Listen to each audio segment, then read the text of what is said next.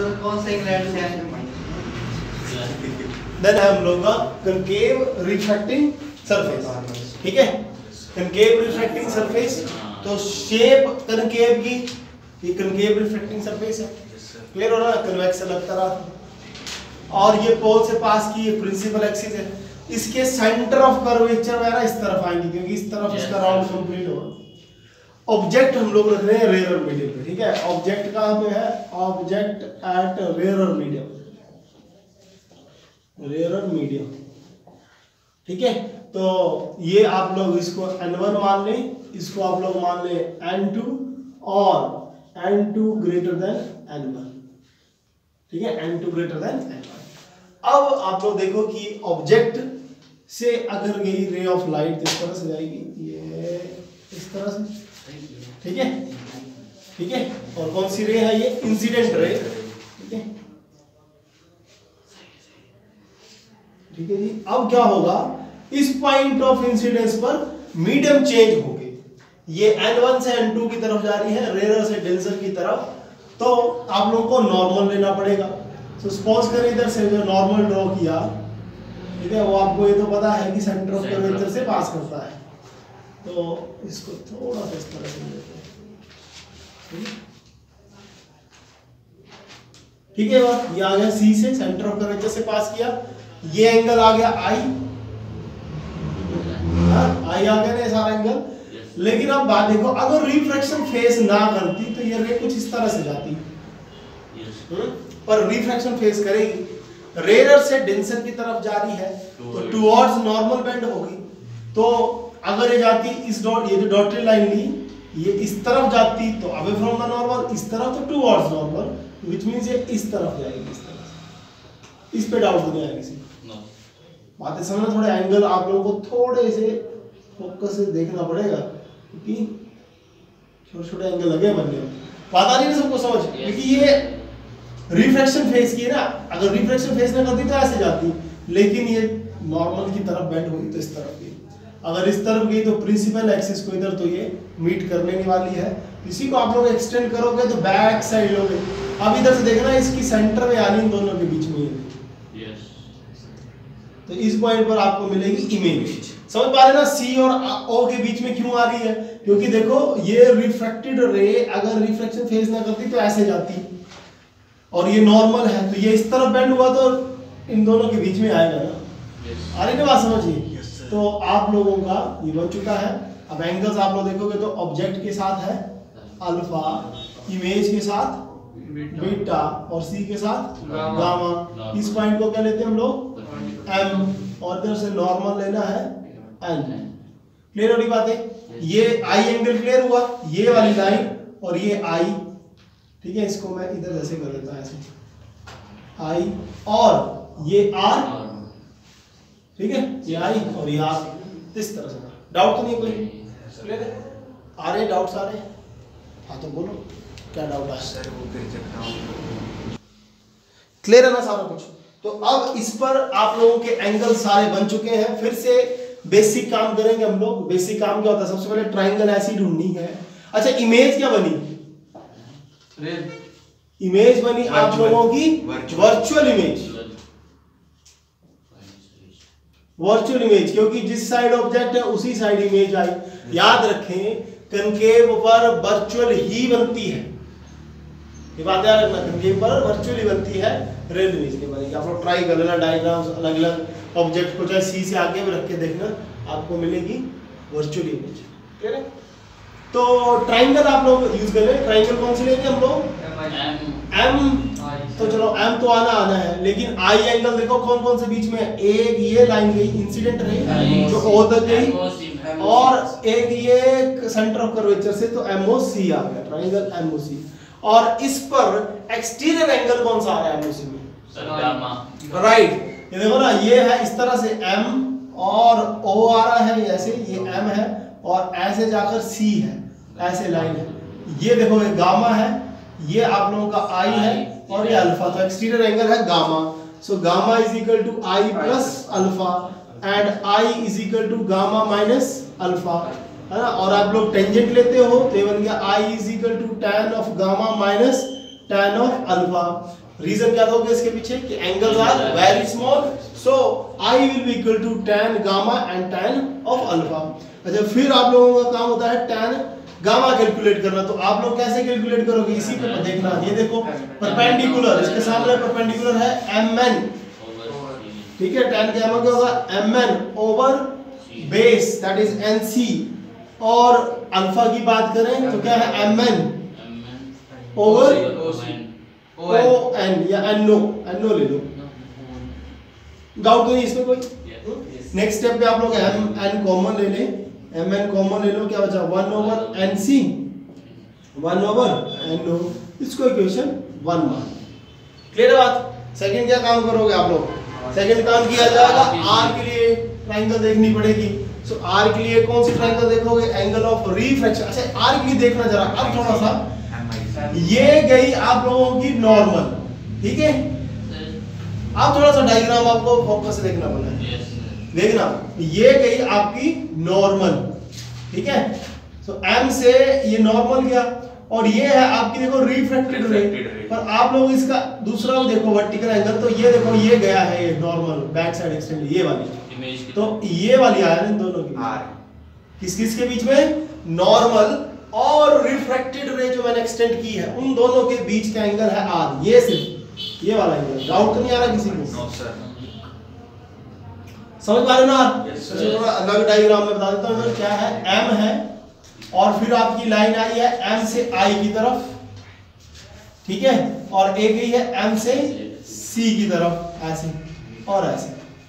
ये वाली लाइन है आपकी r, ये तो आपका बीटा है, और ये है गामा। बोलो डाउट कोई? No sir. मनीष ठीक चला ना काम?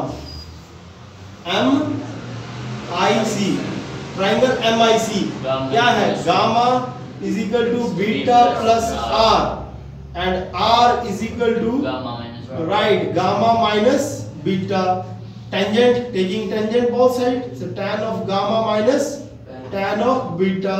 और r की अगर बात करें तो tan गामा, गामा किसके इक्वल आया, mn ओवर nc, और बीटा किसके इक्वल आया, mn over n of i। Taking mn common, क्या बचा 1 over nc minus 1 over ni। बोलिए डाउट कोई? हाँ, इससे नेक्स्ट काम क्या होता है, स्नेल्स लॉ। हर स्टेप का एक ही, सारा वर्किंग प्रोसेस सेम है। डायग्राम, रे डायग्राम ज्यादा अच्छे से आए, मेन फोकस करना रे डायग्राम के ऊपर, बाकी वर्किंग प्रोसेस तो सेम है।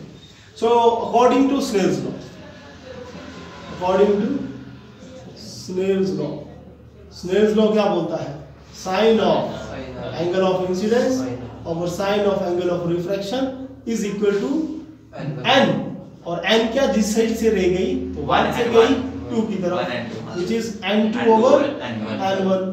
as angles are very small, तो sin i के इक्वल लेंगे, ठीक है।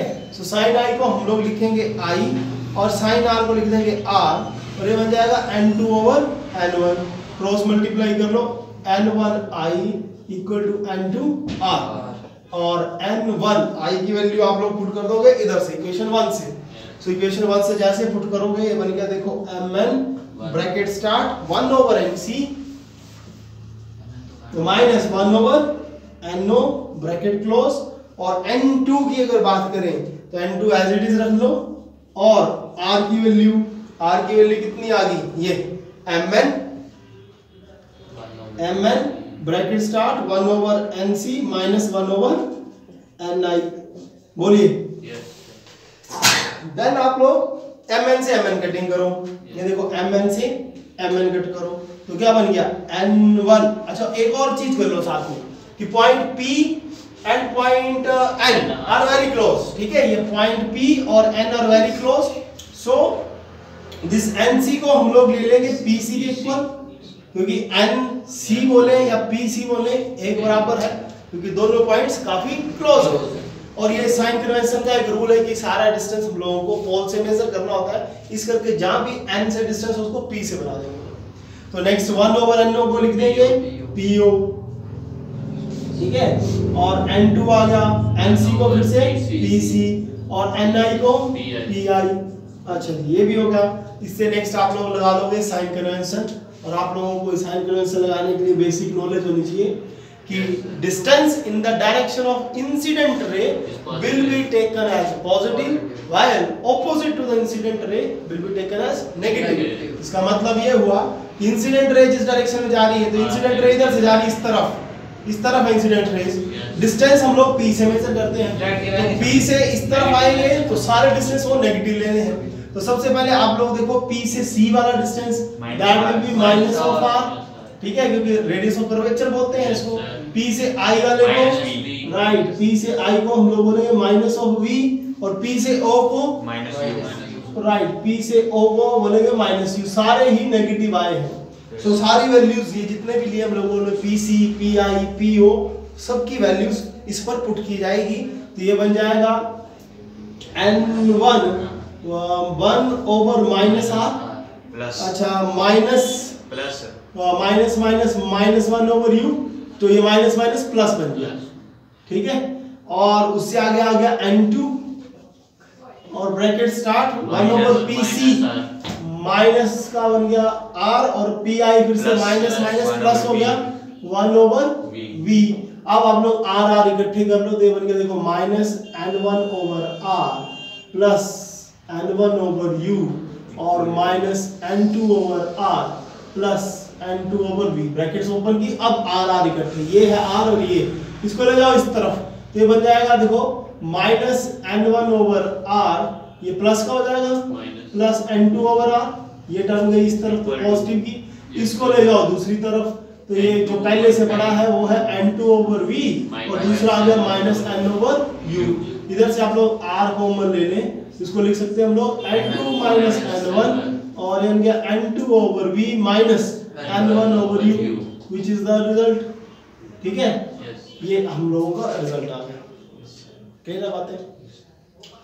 और अगर आप लोगों को n की फॉर्म में रिजल्ट देना होगा, तो जिधर भी n2 है ना, उधर आप लोगों का n बन जाएगा, क्योंकि n2 को जैसे हम लोग इसको डिवाइड करेंगे n1 से, तो n2 डिवाइड बाई n1 उसको n, याद रखना, जहाँ भी n2 उसको हम लोग n लिख सकते हैं, n, जहाँ भी n1 हो 1 लिख सकते हैं, ये बन गया, और ये n over v minus 1 over u, ये भी रिजल्ट है इसका।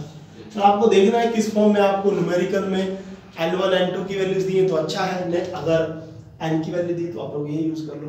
क्लियर हो रही है बातें, सारा रिजल्ट देखो, रे डायग्राम जरूर अच्छे से अंडरस्टैंड करें, बाकी कुछ नहीं है इसका, ठीक है। तो इसको नोट कर लो, एक बार देख लो क्या है।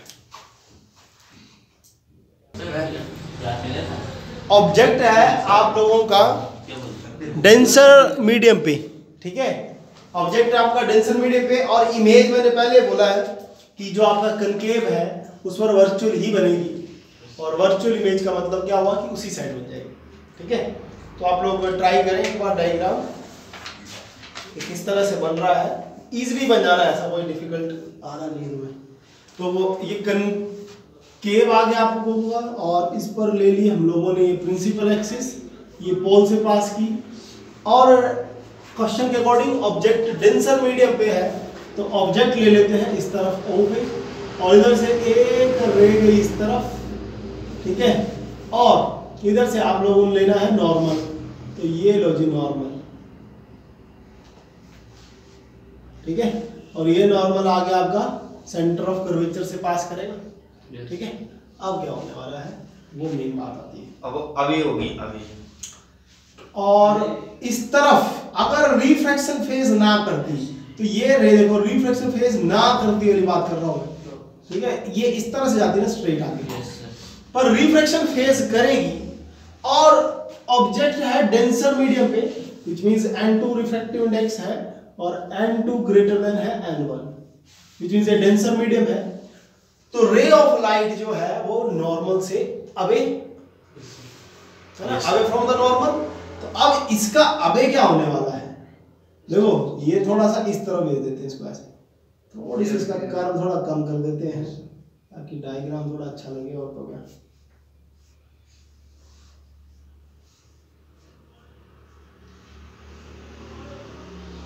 इस तरह से कर्व है इसका। तो ये away from the normal, normal ये है, सॉरी नॉर्मल ये सी है, इस तरफ नहीं जाएगी ये, समझ पा रहे ना, इस तरफ इससे और दूर भागेगी तो इस तरफ भगा दी इसको, ये आ रही बात समझ। तो अब ये इस तरफ भागी, तो अब इसका आप लोग जब इसको बैक साइड एक्सटेंड करोगे, ये बड़ी इंपॉर्टेंट बात है, बड़ी अच्छे ऑब्जर्वेशंस देखना। बैक साइड जब भी आप इसको एक्सटेंड करोगे ना, तो इस तरफ एक्सटेंड नहीं होगी, ये इस तरफ ही आनी है। इसमें तो डाउट आ रहा किसी को, समझ रहे हो ना? क्योंकि अगर ये इस तरफ आती ना तो बैक साइड एक्सटेंड ऊपर जा रही है, तो इट मींस इसकी बैक साइड एक्सटेंशन जो होगी तो वो कुछ इस तरह से होगी, और इस पॉइंट पर आपको मिलेगी इमेज, और ये बाकी जो एक्स्ट्रा हो रहा है इसको हम लोग मिटा रहे हैं। अब जरा देखने वाली बात है, एंगल आई देखना जरा, ऑब्जेक्ट और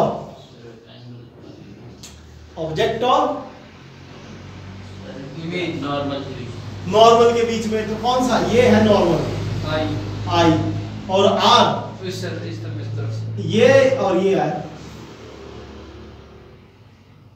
बोलिए लग रहा था पता? Yes sir. ये आई बनाना है आप लोगों को, ये वाला है बनाओ जरा एक बार, एंगल्स बनाओ, फिर देखो क्या होता है। देखता हूँ क्या करते हैं, लास्ट केस है। तो आई और आर क्लियर हो गया ना? आर आपका हुआ, दिस इज रिफ्रैक्टेड रे और नॉर्मल के साथ एंगल आर, और इंसिडेंट रे ये है और ये नॉर्मल के साथ एंगल आई, इसको बोलेंगे हम लोग एम, ठीक है। और इधर से हम लोग लेने वाले हैं डॉटेड लाइन, और ये बन गया एन, ठीक है, डॉटेड लाइन, और ये बन गया एन। एन क्या है? परपेंडिकुलर। अब बात करते हैं अल्फा बीटा गामा की। तो ऑब्जेक्ट के साथ अल्फा, इमेज के साथ बीटा, बीटा और सी के साथ गामा। बोलिए डाउट कोई? No sir. अब हम लोग बात करेंगे ट्राइंगल्स की। तो सबसे पहले ट्राइंगल कौन सी लेने वाले आप लोग? एम पॉइंट तो फिक्स आ रहा है, और ओ राइट ओ, और ये C I plus two right, M O C ये है इस तरह से ना, एम ओ सी देखो ये, और इस तरफ से ये, और ये इस तरह की लाइन, ठीक है। तो ये क्या है? ये है गामा प्लस, और ये था आपका अल्फा, और ये है आई। तो आई इज एक्सटीरियर ना, so I is equal to gamma plus alpha. Doubt तो नहीं किसी को इसमें? सो टेंजेंट लेना पड़ता है because angles are small, so I is equal to tan gamma plus tan of alpha, और tan गामा की अगर बात करें तो ये है गामा, और इसके लिए परपेंडिकुलर आएगा, तो triangle M N C use करनी पड़ेगी। परपेंडिकुलर आ गया एम एन, और जो आप लोगों का बेस है दैट इज एन सी, ठीक है। और अल्फा की अगर बात करूं तो अल्फा है एम एन, बोलो ये है ना अल्फा, और इसके सामने देखो एम एन, और बेस आ गया एन ओ, राइट। सो आई को एम एन कॉमन ले लें, और ये बच गया 1 over N C plus 1 over N. Working process बिल्कुल सेम है, 6th केस चला हुआ ही, ठीक है। तो लास्ट केस है राइट, फिर ये आप लोगों का रिफ्लेक्टिंग सरफेस हो गया। और सेकंड हम लोग बात करेंगे आर के लिए। सो आर के लिए कौन सी ट्रायंगल यूज करें? आर के लिए देखो ये है एक्सटीरियर एंगल, एम से एक तो ये वाली लाइन आ रही है देखो सी की तरफ, इस तरह से सी की तरफ, और ये रिफ्रैक्टेड रे लेनी है जो डॉटेड बात इस तरफ गई, दैट इज आई वाली, ठीक है। ये तो आप लोगों की इंसिडेंट है, ये डॉटेड लेनी। तो इधर आप लोगों का जो आर है वो देखो ये बन रहा है, क्योंकि ये आर, ठीक है, और ये गामा और ये beta. So R is equal to gamma plus beta, इसमें तो नहीं डाउट आया किसी को? No sir. R is equal to gamma plus beta. तो ट्रायंगल कौन सी ली? M C I. Yes. So tangent ले लो, R is equal to tan of gamma plus tan of beta. So R is equal to tan gamma, gamma किसके equal आया? M N, बोलो over N सी, और beta किसके equal आया? M N over N I. Taking M N common, it will come 1 over N C plus 1 over N I. So Snell's law लगा लो, Snell's law, according to Snell's law, ठीक है, according to Snell's law. तो Snell's law आप लोग लगाओगे तो क्या होगा? That is sine of I over sine of R. रेज इस बार 2 से 1 की तरफ गई है, ये इंपॉर्टेंट टर्म आती है। क्योंकि ऑब्जेक्ट डेंसर पे है और इस तरफ जा रही है, तो 2 से 1 की तरफ, तो लिखोगे 2n1 which is equal to n1 over n2, ये इसकी इक्वल आता है, जो नीचे ऊपर।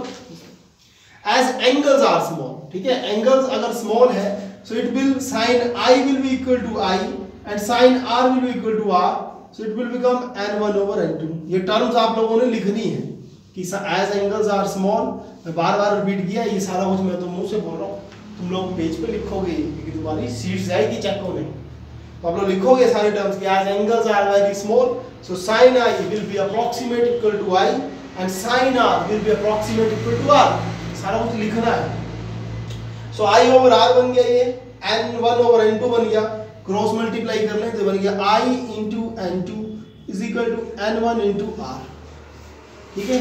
देन आप लोग इसकी वैल्यूज पुट कर दें, ये देखो I की वैल्यू ये पड़ी है, इसको चाहो तो इक्वेशन 1 मान लो, इसको इक्वेशन 2 मान लो, put value of I and R from equation 1 and 2, तो क्या बनने वाला है, ये बन जाएगा, देखो n2 तो एज इट इज रहा है, I की जगह आप लोग ये वैल्यू लिखोगे, ये है mn bracket start 1 over nc plus 1 over no, ये क्लोज, और ये, और आगे आप लिखोगे n1, और R की अगर मैं बात करूं तो mn 1 over nc plus 1 over ni, ये क्लोज कर दिया, सो mn से देखो mn कट गया, ये आ गया n2, और 1 over nc is pc, this is p of o, और this is p of c और p ऑफ i।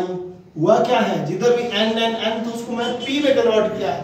एक्सप्लेनेशन फिर से आप लोग क्या दोगे इधर, because point n and p are very close, so nc, this nc will be equal to pc, ni will be equal to pi, no will be equal to po, ठीक है, because points are n and p are very close. So इधर sign convention फिर से लगेगी, pc को -r, देखो फिर से बात क्या आएगी कि इंसिडेंट रे की डायरेक्शन में हम लोग पॉजिटिव लेते हैं और ऑपोजिट टू इंसिडेंट रे हम लोग नेगेटिव लेते हैं, बेसिक कंसेप्ट ये है। पर दूसरी बात ये आती है कि सारा डिस्टेंस हम लोग P से मेजर करना स्टार्ट करते हैं, हर कहीं से नहीं करेंगे, ऐसा जैसे मान लो C से P तक मेजर करना तो इस साइड से मेजर करना स्टार्ट करोगे, सो P से आप लोग मेजर करना स्टार्ट करोगे, PC इंसिडेंट रे इसी तरफ है, देखो इस बार ऑब्जेक्ट इस तरफ, इंसिडेंट रे की डायरेक्शन ये है, so PC will be equal to R positive R, लेकिन PI किसके इक्वल होगा, माइनस ऑफ V, क्योंकि उल्टा करना पड़ा, इंसिडेंट रे इस तरफ है और हम लोग P से I इस तरफ जा रहे हैं, देन PO कितना होगा, PO is minus of U, put this value in this equation, it will become n2 1 over PC is 1 over R plus minus, right, PO की वैल्यू देखो माइनस U तो माइनस हो जाएगा, माइनस 1 ओवर U आ गया, close करो, n1 PC की value 1 over R minus 1 over R minus, और R की value minus, right, PI R की वैल्यू पॉजिटिव है और I की वैल्यू नेगेटिव, तो माइनस 1 ओवर V बन गई। अब आप लोग ब्रैकेट्स ओपन कर लो, n2 से मल्टीप्लाई कर लो, तो ये बनने वाला है n2 over R minus n2 over U, n1 over R minus n1 over V। फिर आप लोग R और R इकट्ठे कर लो, देखो इसको लेकर आगे इस तरफ, तो ये क्या बन गया, n2 over R minus n1 over R, और इसको लेके चले गए n2 इस तरफ, तो ये क्या बन गया, n2 over U minus, right, n2 over U minus n1 over V। इधर से आप लोग R कॉमन ले लें, तो ये बन गया n2 minus n1 over R equal to n2 over U minus n1 over V। अगर आप लोगों को n की फॉर्म में रिजल्ट देना होगा तो जहां पे भी, अब n किसके इक्वल है, n1 ओवर n2, तो जहां पे भी n1 है ना उधर क्या बन जाना है, n1 ओवर n2 n बन जाएगा, और जहां पे n2 उधर 1, बात आ रही समझ, क्योंकि जो n है, सॉरी ऐसा नहीं होगा, n जो होता है वो 1 n2 होता है, ठीक है, n जो होता है वो होता है n1 ओवर n2, ये बात ध्यान रखना, n किसको बोलते हैं हम लोग, n1 ओवर n2, तो n1 जहां भी है उधर बन जाना है आप लोगों का n, और जहां पे n2 है यही तो किया था हमने एंड अभी 1 यही माइनस किया था? Yes Yes, sir sir. हमने सही बोला हाँ और रुक जाओ यार, गड़बड़ हो गई। n जो होता है ना वो होता है N. 1 and 2 n2 over n1 ये फिक्स्ड वैल्यू होती है, ठीक है, क्योंकि हम लोग लेते हैं रेयर टू डेंसर के बात करते हैं। रेयर टू डेंसर के लिए ही उसको ही n बोला जाता है। अगर 2n1 आ जाए तो बात लग जाती है। तो इसका मतलब होता है n2 over n1 जो है उसको n लेंगे। तो जहां भी n2 है ना उसको हम लोग n लिख सकते हैं, ठीक है। आ रही बात समझ? कंफ्यूज हो गए हो? कंफ्यूज हो गया सर मैं ये बोलना चाह रहा हूं कि n का मतलब होता है n2 over n1। n जब भी मैं बोलूं तो उसका मतलब है n2 over n1, ठीक है। और इस पर n2 डेंसर मीडियम का ही रिफ्रैक्टिव इंडेक्स होता है। ये बात आ रही सबकी समझ?